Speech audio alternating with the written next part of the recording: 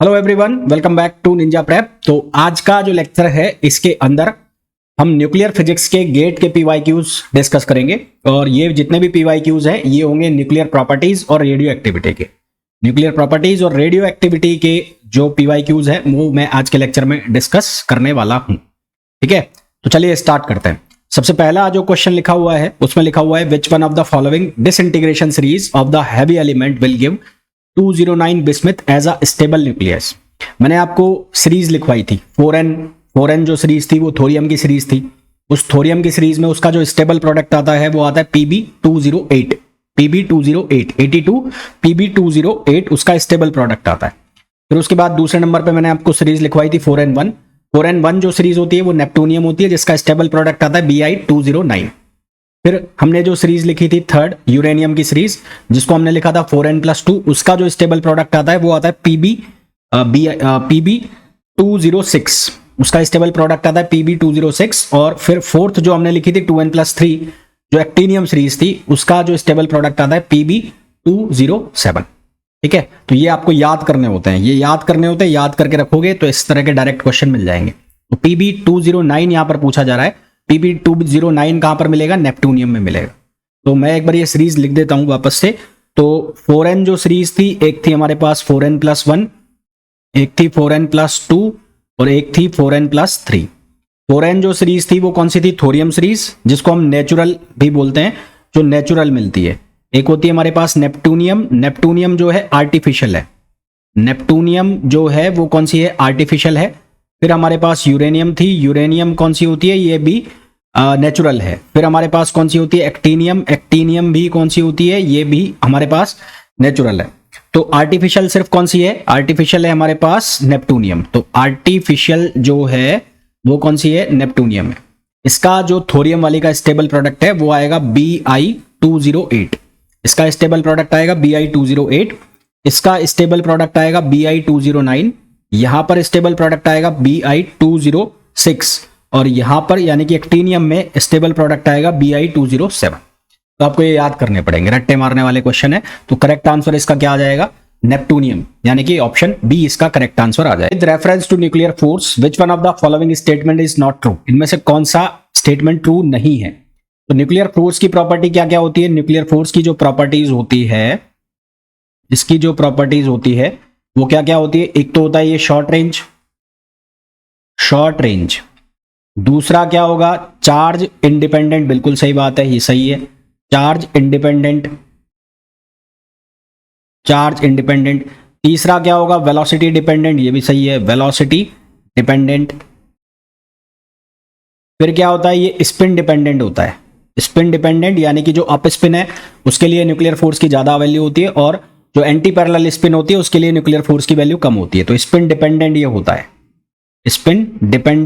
है। जबकि यहां पर लिखा है ये स्पिन इंडिपेंडेंट है। तो इसमें जो डी है ऑप्शन वो फॉल्स स्टेटमेंट हो गया। डी स्टेटमेंट जो है वो कौन सा स्टेटमेंट हो गया? फॉल्स स्टेटमेंट हो गया। तो गलत आंसर कौन सा हो जाएगा? डी हो जाएगा। नेक्स्ट क्वेश्चन पे आ जाइए। नेक्स्ट क्वेश्चन में बोला है the plot of log A का मतलब है activity versus time T where A is activity as shown in the figure corresponding to decay. हमारे पास जो इक्वेशन होती है वो होती है ए इक्वल्स टू A0 e⁻⁻λt। मेरे को log a बनाना है तो दोनों साइड मैंने क्या ले लिया? log ले लिया। तो log ले लिया तो पहले मैं इसको इस तरह से लिख लेता हूं। इस फॉर्मूला को मैंने ऐसे लिख लिया A/A0 e⁻⁻λt। अब दोनों तरफ log लो और log की प्रॉपर्टी लगा दो। पहले मैंने ऐसे लिखा log A/A0। फिर यहां पर क्या बनेगा? यहां पर बन जाएगा log, ये बन जाएगा e⁻⁻λt। लैम्डा टी आगे आ जाएगा, ये हो जाएगा log a बाई बी की प्रॉपर्टी यानी कि log a minus log b। तो यहां पर बन जाएगा log a minus log A0 equals to ये माइनस लैम्डा टी आगे आ जाएगा। यहां पर बनेगा log e और ये e, तो ये तो क्या बनेगा? 1 बन जाएगा। तो हमारे पास यहां से क्या बनेगा? ये बनेगा log a equals to log A0 और माइनस ये क्या हो जाएगा? लैम्डा टी हो जाएगा। तो यहां पर जो कर्व बनेगा ये कुछ ऐसा बनना चाहिए y equals to mx plus c जैसा। तो यहां पर ये नेगेटिव स्लोप आ रही है। जो स्लोप बनेगी वो कैसी बनेगी? नेगेटिव स्लोप बनेगी। इस तरह का कर्व बनना चाहिए, ऐसा कर्व जाना चाहिए। और यहां पर हमें जो कर्व दिया हुआ है वो कर्व एक्सपोनेंशियली डिक्रीजिंग कर्व है। तो एक्सपोनेंशियली डिक्रीजिंग कर्व है तो इसका मतलब ये किसी पर्टिकुलर काइंड का रेडियो एक्टिव न्यूक्लियाई है जिसकी जो न्यूक्लियर हाफ लाइफ है वो क्या है, सेम है। तो अगर यूनिवर्सल में बात करूं तो इस तरह का कर्व बनेगा जिसकी स्लोप लगातार क्या होगी, डिक्रीजिंग होगी। पर यहां पर ये इसका जो कर्व हमें शो किया गया है ये कर्व एक्सपोनेंशियली डिक्रीजिंग है। तो इससे ये निकल रहा है कि एक रेडियो एक्टिव न्यूक्लियाई है जिसकी जो हाफ लाइफ है वो सेम है। तो हमारे पास इसका राइट आंसर क्या आ जाएगा, वो आ जाएगा ए। नेक्स्ट क्वेश्चन पे आइए। The volume of nuclei in an atom is proportional to. तो हमें ये पता है कि R इक्वल्स टू क्या होता है, R not A power 1/3। Volume जो होता है वो किसके प्रोपोर्शनल होता है या किसके बराबर होता है, यदि मैं न्यूक्लियाई को स्पेरिकल मानूं तो 4/3 पाई R क्यूब। तो यहां से V equals to 4/3 pi, R की जगह ये वैल्यू डाल दो तो R नॉट A और ये 1/3 और यहां से हो गया 3। तो इसको जब सिंप्लीफाई करेंगे तो ये बनेगा V equals to 4/3 pi, R naught का क्यूब हो जाएगा और ये हो जाएगा A। तो R नॉट तो कांस्टेंट है, 4/3 ऑलरेडी कांस्टेंट है, पाई भी कांस्टेंट है, तो V प्रोपोर्शनल क्या हो जाएगा, A हो जाएगा। हमारे पास इसका राइट आंसर क्या आ जाएगा, ए को हम कहते हैं मास नंबर। सही आंसर हमारे पास क्या आ जाएगा, ए आ जाएगा, मास नंबर। ठीक है, राइट आंसर क्या आ जाएगा, मास नंबर। नेक्स्ट क्वेश्चन पे आइए।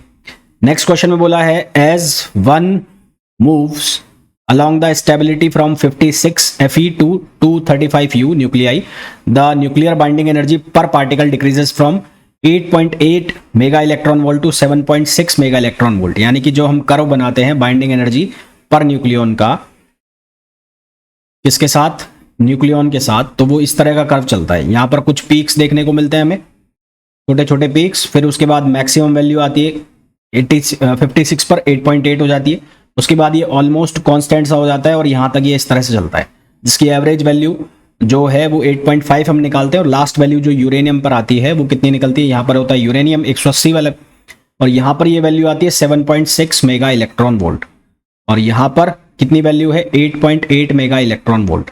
तो जैसे जैसे हम यहाँ से यहाँ जा रहे हैं तो जेड की वैल्यू इंक्रीज हो रही है। जेड की वैल्यू इंक्रीज होने का मतलब है प्रोटॉन नंबर का इंक्रीज होना, है ना, प्रोटॉन का इंक्रीमेंट होना। प्रोटॉन का इंक्रीमेंट होने का मतलब है जो कूलम फोर्स है उसको हम इंक्रीज कर रहे हैं, कूलम फोर्स की वैल्यू हम बढ़ा रहे हैं। तो जैसे जैसे हम प्रोटॉन नंबर बढ़ाएंगे कूलम फोर्स बढ़ता जाएगा, तो इसलिए यहां पर जो बाइंडिंग एनर्जी है वो डिक्रीज होगी। क्यों? क्योंकि कूलम फोर्स कौन सा फोर्स लगाएगा, रिपल्शन फोर्स लगाएगा। सेम टाइप के जो प्रोटॉन होंगे उनके बीच में रिपल्शन फोर्स लगाएगा, तो जो बाइंडिंग एनर्जी है वो क्या होगी, कम होगी, है ना। तो as we go from 56 to 235, Z का मतलब atomic number, atomic number increases which may cause increase in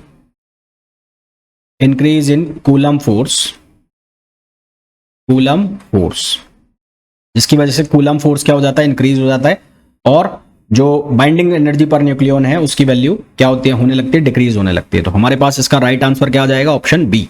option B इसका हमारे पास राइट आंसर आ जाएगा। नेक्स्ट क्वेश्चन पे आइए।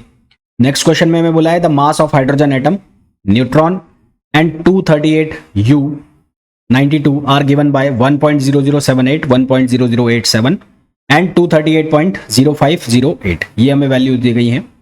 द बाइंडिंग एनर्जी निकालनी है। तो कैसे निकालोगे भाई, बाइंडिंग एनर्जी जो है वो किसके बराबर होती है, वो होती है डेल्टा एम सी स्क्वायर। तो इसको हम कैसे लिखेंगे, इसको हम लिखेंगे Z M P plus A minus Z M N और उसके बाद मास ऑफ न्यूक्लियाई कौन सा हो गया, यू हो गया, और इसको मल्टीप्लाई करेंगे हम सी स्क्वायर से। अब यहां पर ये सब किस में गिवन है, एएमयू में गिवन है, तो मैं एएमयू में वैल्यू निकाल लेता हूं। जेड की वैल्यू कैसे होगी, निकालेंगे। यहां पर देखो 238U92 दिया हुआ है, तो जेड की वैल्यू हो गई 92 और ए माइनस जेड जो होगा वो कितना हो जाएगा, 238 में से 92 माइनस कर दो, तो ये कितना बनेगा, 238 माइनस ये बन जाएगा 146 बनेगा, है ना। 238 है, ये है 238, 92 माइनस हुआ तो 146 हो गया। तो अब यहां पर वैल्यू सब्स्टिट्यूट करते जाओ, तो जेड की वैल्यू कितनी हो गई, 92 हो गई, एमपी कितना हो गया 1.0078, तो ये कितना रखोगे 1.0078 प्लस यहाँ हो जाएगा 146, mn कितना हो जाएगा 1.00 और ये हो जाएगा 87 माइनस उसके बाद m ये दिया हुआ है मैं 238 है ना, ये मास दिया हुआ है 238, तो 238.0508 सी स्क्वायर से हम मल्टीप्लाई करेंगे नहीं क्योंकि हम ये AMU में निकालेंगे और AMU को हम कन्वर्ट कर देंगे 931.64 से मल्टीप्लाई करके। तो सबसे पहले अगर हम ये वैल्यू निकालें तो वैल्यू क्या आएगी 92 मल्टीप्लाई बाय 1.0078 प्लस करेंगे इसको किसके साथ 146 मल्टीप्लाई बाय 1.0087, ये हमारे पास बन गया 239.98, इसमें से मैंने माइनस कर दिया 238.0508, तो हमारे पास आएगा 1.937। नेक्स्ट पेज पे लिख देता हूं BE कितनी आई 1.937 और ये क्या आया है मास आया है इनटू सी स्क्वायर, और ये जो मास आया है किस में आया है AMU में आया है। तो इसको 1.937 को मैं मल्टीप्लाई कर रहा हूं जो हमें गिवन है, क्या गिवन है 931.64 अपॉन सी स्क्वायर, ये कट गया यहाँ से किस में आ जाएगा मेगा इलेक्ट्रॉन वोल्ट में आ जाएगा। तो इसको मैंने मल्टीप्लाई कर दिया 931.64, हमारे पास आंसर आ गया 1804 जो कि अप्रॉक्सीमेटली इक्वल हो जाएगा किसके 1800 मेगा इलेक्ट्रॉन वोल्ट। तो हमारे पास इसका जो राइट आंसर है वो कितना आ जाएगा 1800 mega electron volt which is option D. ठीक है, इसका सही आंसर क्या आ जाएगा डी आ जाएगा। नेक्स्ट क्वेश्चन पे आइए। नेक्स्ट क्वेश्चन कहां गया, ये रहा। नेक्स्ट क्वेश्चन है a heavy nuclei is found to contain more neutrons than proton. Neutron ज्यादा है किसके कंपैरिजन में, जेड के कंपैरिजन में। This fact is related to which one of the following statement. अगर n की वैल्यू ज्यादा है, मैंने आपको बताया था कौन सा कर्व, स्टेबिलिटी कर्व मैंने आपको बताया था n बाय z, और यहां पर क्या था, यहां पर था z। तो ये कर्व इस तरह से चल रहा है, ये लाइटर न्यूक्लियाई के लिए था जहां पर n इक्वल्स टू क्या है z, और ये लाइन बनी थी स्टेबिलिटी वाली लाइन। और इसके ऊपर अगर आप जाओगे तो यहां पर जाओगे तो n ज्यादा हो रहा है z से, तो आप क्या करोगे बीटा माइनस डिके करोगे।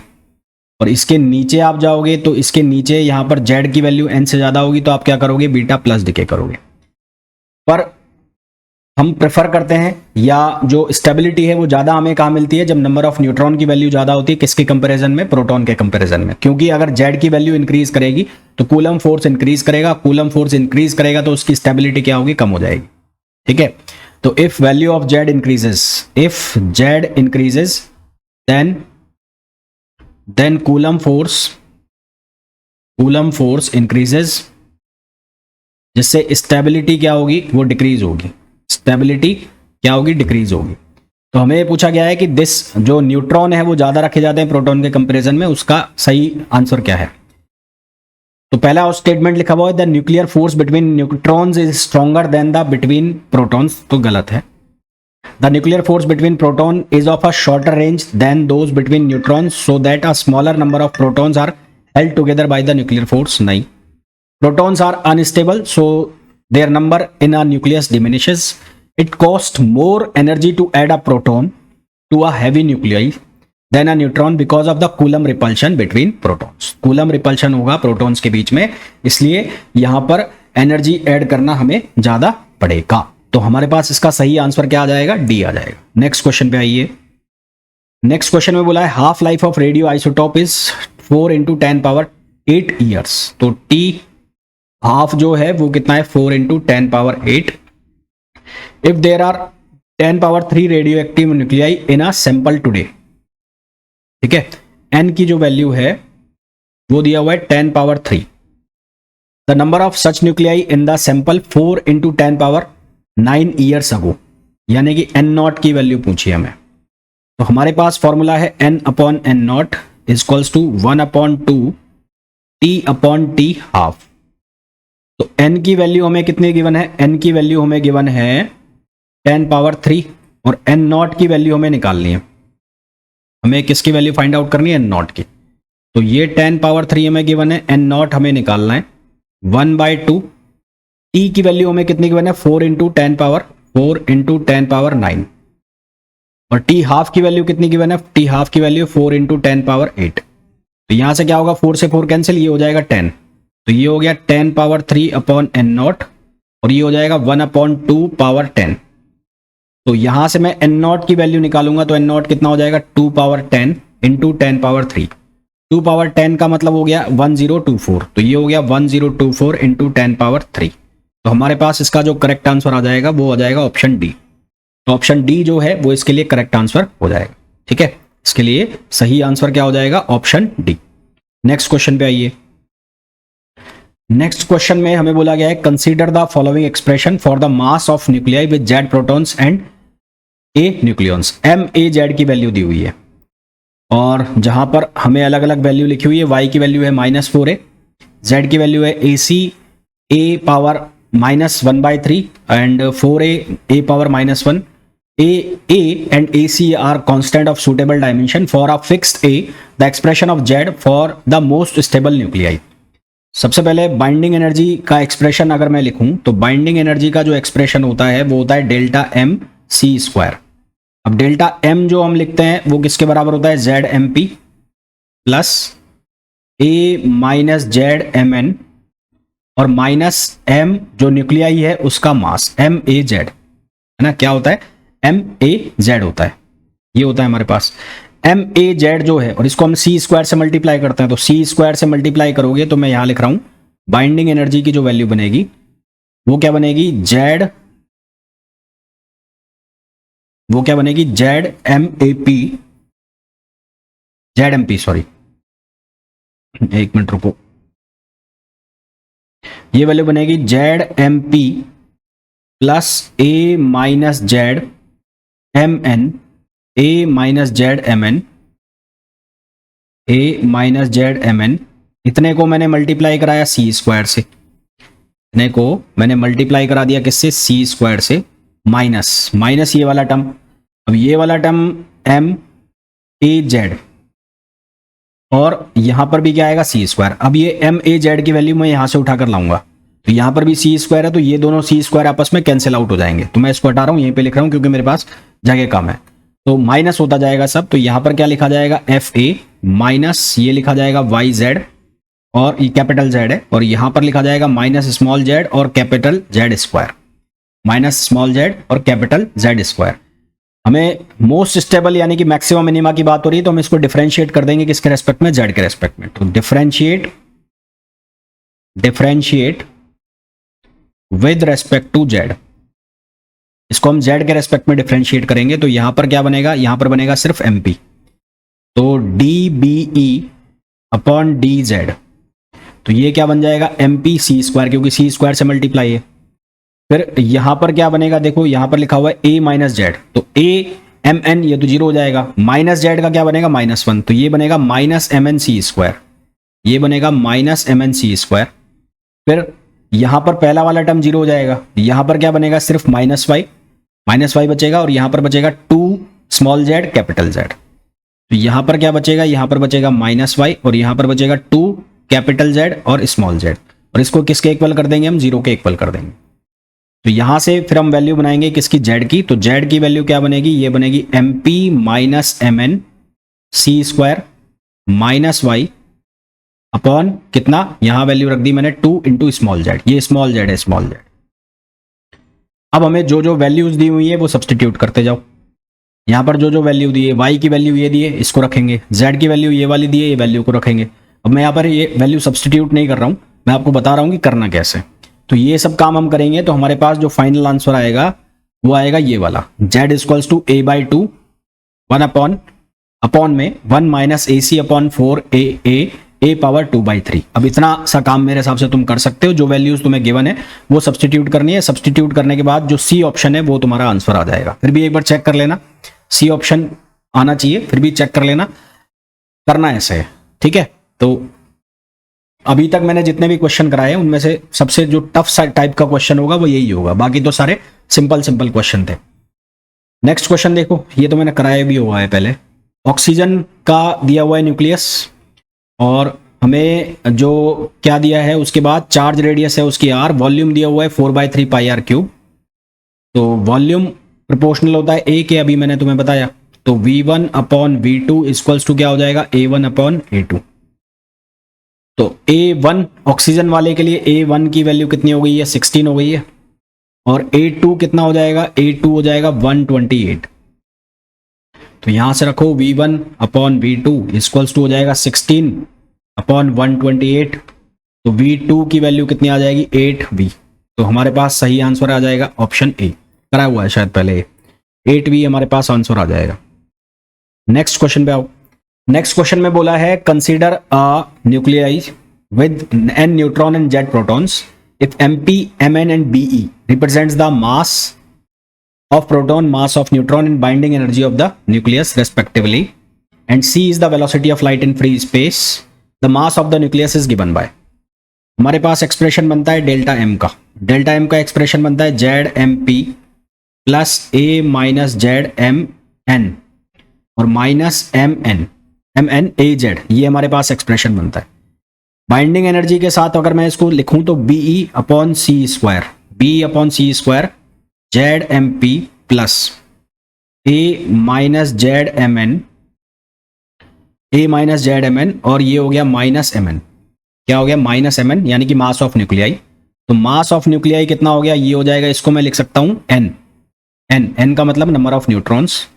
तो इसको मैंने लिखा Z M P plus N M N और माइनस ये इधर गया, ये इधर आ जाएगा, तो ये क्या हो जाएगा, बीई अपॉन सी स्क्वायर। तो बहुत ही सिंपल सा क्वेश्चन था, बहुत ही सिंपल सी इक्वेशन आपको बतानी थी, क्वेश्चन सॉल्व हो गया। क्लियर। नेक्स्ट क्वेश्चन पे आ जाओ। नेक्स्ट क्वेश्चन के अंदर हमें बोला गया है total binding energy of O15, O16, O17 are, इनकी बाइंडिंग एनर्जी हमें दे रखी है 111.96, 127.62 and 131.76। The energy gap between 1p 1/2 and 1d 5/2 neutron shell for the nuclei whose mass number is close to 16। Energy gap बताना है हमें 1p 1/2 and 1d 5/2 के बीच में। तो 1p 1/2, 1p 1/2, अब ये निकाला कैसे जा रहा है, शेल मॉडल से निकाल रहे हैं इसको। शेल मॉडल से अगर मैं निकालूं, जैसे मैंने लिखा O15 लिखा, तो ऑक्सीजन का कितना होता है, 8 होता है। तो जेड की वैल्यू कितनी हो गई, 8। तो यहां से नंबर ऑफ न्यूट्रॉन्स जो आएंगे वो कितने आएंगे, वो 7 आएंगे। और एक मैं लिखूं 8O16, तो यहां से जेड की वैल्यू भी 8 और एन की वैल्यू भी 8 आएगी। तो यहां तो दोनों इवन हो गए, तो यहां दोनों को काउंट करके शेल मॉडल से करना पड़ेगा, और यहां से एक पे ही चल जाएगा।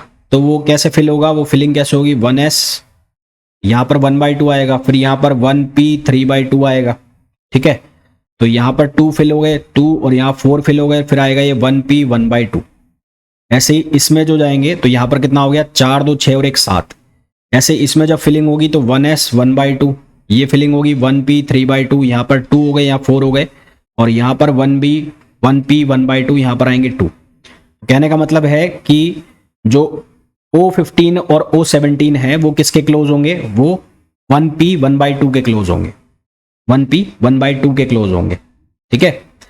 और इसके अंदर 2 आएंगे, और उसके बाद जैसे ही 17 जाएगा तो 17 किस में भाग जाएगा, वो डी में भाग जाएगा। 17 वाला जो है वो डी में जाएगा। तो 17 और 16 जो है वो किसके क्लोज होंगे, वो डी के क्लोज होंगे। तो 1p 1/2 ये कहाँ क्लोज होगा, 15O और 16O के बीच में होगा। और 1d 5/2 की बात करूं तो ये 17O और 16O के क्लोज होगा।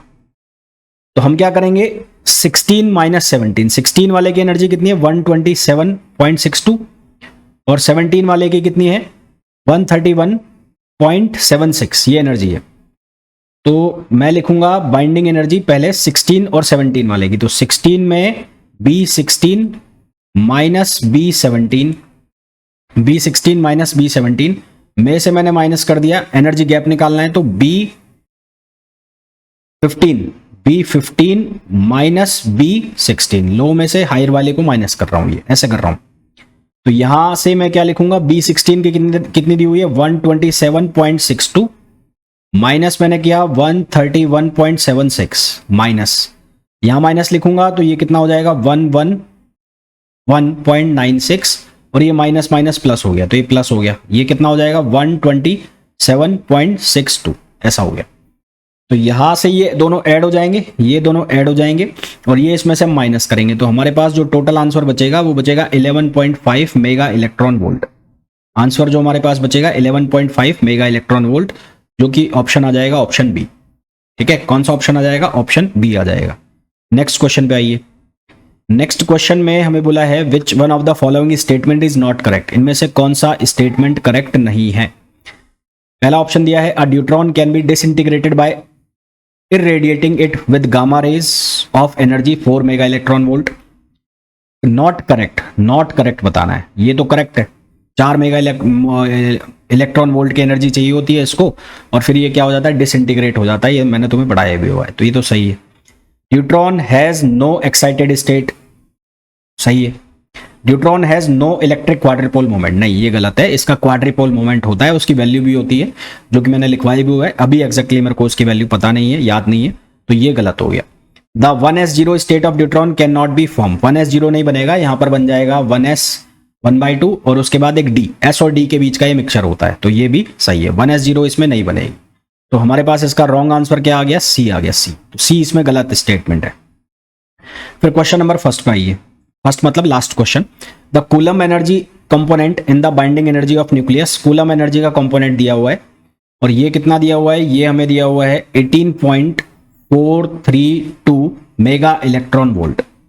If the radius of the uniform spherical charge distribution in the nucleus is 3 Fermi, radius दिया हुआ है कितना? 3 फर्मी।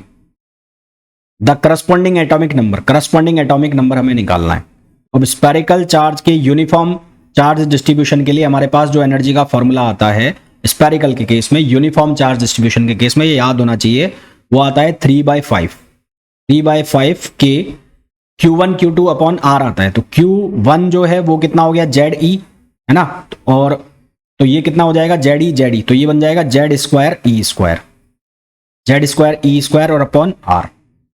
तो यहां से E की वैल्यू आपको गिवन है, E की वैल्यू कितनी गिवन है? ये है 18.432 और इक्वल्स टू हो गया 3/5। K की वैल्यू को आप लिख सकते हैं 9 × 10⁻⁹ K की वैल्यू को लिख सकते हो। हालांकि ये वैल्यू आपको लिख के दी हुई है तो करने की जरूरत है नहीं। यहां पर ये E² अपॉन 4πε0, तो E² अपॉन 4πε0, ये K और E² की वैल्यू लिख दी मैंने और यहां लिख दिया मैंने Z² अपॉन R। मैं नेक्स्ट पेज पे कर लेता हूं 18.432 और ये हो गया 3/5। ये वैल्यू आपको गिवन है E² अपॉन 4πε0 1.44 मेगा इलेक्ट्रॉन वोल्ट गिवन है। तो 1.44 मेगा इलेक्ट्रॉन वोल्ट। एनर्जी भी किसमें है? मेगा इलेक्ट्रॉन वोल्ट में है, तो यूनिट कैंसिल हो जाएगी। बच गया Z² अपॉन R। Z² और R की जो वैल्यू है वो किस में दे रखी है? वो फर्मी में दे रखी है। फर्मी का मतलब हो गया 10⁻⁻15। तो यहां से ये हो गया 3 × 10⁻⁻15, तो ये 3 से 3 कैंसिल हो गया, ये -15 है भाई, ये है -15। तो यहां से सॉल्व करो इसको, तो Z² इक्वल्स टू ये हो जाएगा 18.432 × 5 × 10⁻⁻15 अपॉन ये हो जाएगा 1.44। क्या बनेगा भाई? ये बनेगा 18.432 मल्टीप्लाई बाय 5 डिवाइड बाय 1.44, ये आएगा 64। यहां पर इसको फर्मी में ही रखो, तो ये यहां से Z² की वैल्यू आ गई 64, तो Z की वैल्यू कितनी हो जाएगी? 8 हो जाएगी। हमारे पास इसका जो राइट आंसर आ जाएगा वो कितना आ जाएगा? 8 आ जाएगा। ठीक है, तो इस तरह से ये क्वेश्चन करने थे एंड मेरे हिसाब से जितने भी मैंने क्वेश्चंस बताए हैं आपको अच्छे से समझ आ गए होंगे। कोई भी क्वेश्चन में अगर आपको डाउट है तो आप पूछ सकते हैं। तो न्यूक्लियर प्रॉपर्टीज के और रेडियो एक्टिविटी के मैंने क्वेश्चन करा दिए, बाकी के भी मैं आपको कराता जाऊंगा और ये क्वेश्चंस को जरूर करते रहना। कोई बहुत टफ क्वेश्चन नहीं थे, बहुत ज्यादा कैलकुलेशन वाले क्वेश्चन नहीं थे, तो ये क्वेश्चन एग्जाम में आने वाले क्वेश्चन है सारे, तो उनको जरूर से जरूर कर लेना। मिलते हैं नेक्स्ट वीडियो में, till then thank you, bye bye.